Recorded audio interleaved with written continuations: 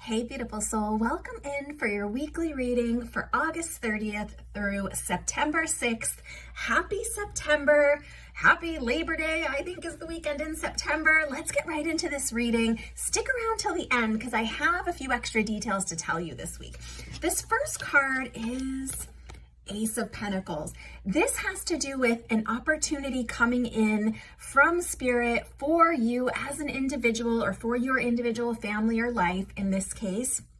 And remember, this can be a brand new opportunity. It can be the reframing of something you've already been working on or working towards. It can be a shift in an opportunity that brings new contracts, new clients, new abundance into your life, depending on what it is that you do. Maybe an investment is paying out for you, but this is a good card. Ace, new beginnings, next chapter. These next two cards really go together, so I want to read them that way. This first card is Justice. This second card is Judgment. For me, in this reading in particular, I feel like this is indication of larger events. So we definitely have an election coming up soon in the US, and I know that other countries have lots going on as well.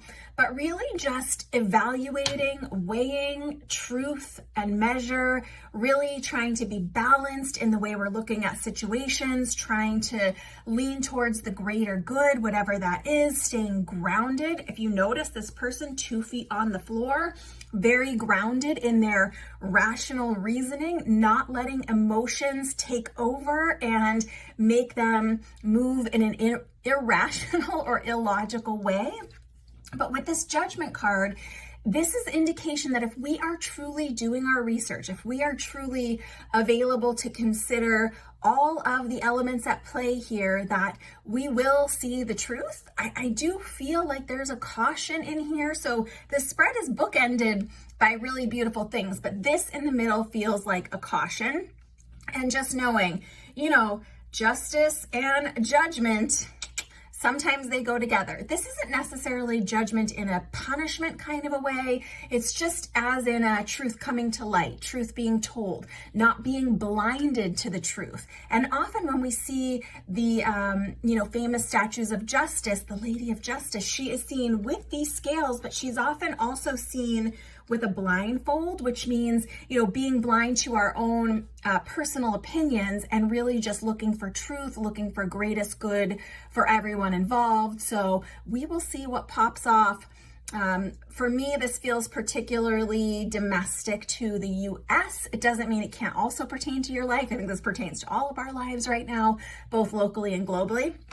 This next card goes right along with it, Strength. So reminding us that we are supported from the other side, our guides, our inspirers, our loved ones, and finding strength even in trial, even in difficult situations, even when maybe things look a little bleak or a little confusing or the outside world is inflamed, knowing that you really can, again, be grounded, moving towards the future. She's looking forward, not necessarily getting stuck in only what she sees happening right now. Strength is the 8 card, which you guys always hear me say 8 is a power number. What we think about, we bring about, remembering that we are in the final pieces, the final quarter of an 8 year. So it's a power year. It's a year of change. It's a year of transition, transformation. And we as a collective, both globally, locally, and in our individual lives are choosing how we are going to behave, act, interact to create this next phase. So coming from a place of not strength in an aggressive way, but strength in a grounded, forward-facing, open-hearted, loving way. This last card is this bookend with this Ace of Pentacles. So this is 10 of Pentacles. Ace is at the beginning. It's technically a number 1. Pentacles, 10 is at the end. So 1 to 10 here. 10 is really, if you look at this is abundance, happy life, happy family, having the things we need, being able to, care for our elders, care for our young, care for those that we love, family.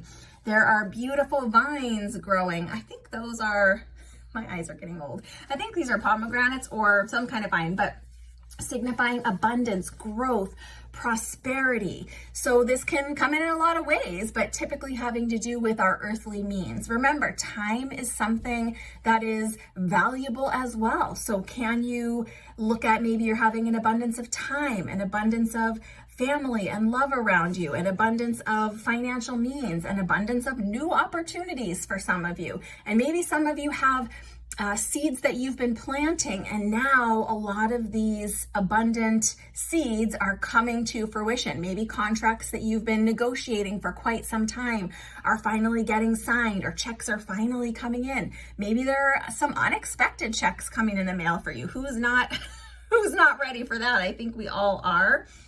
But really just knowing that financial abundance is available to you right now, you might have to get creative in additional ways that you can open up and receive abundance.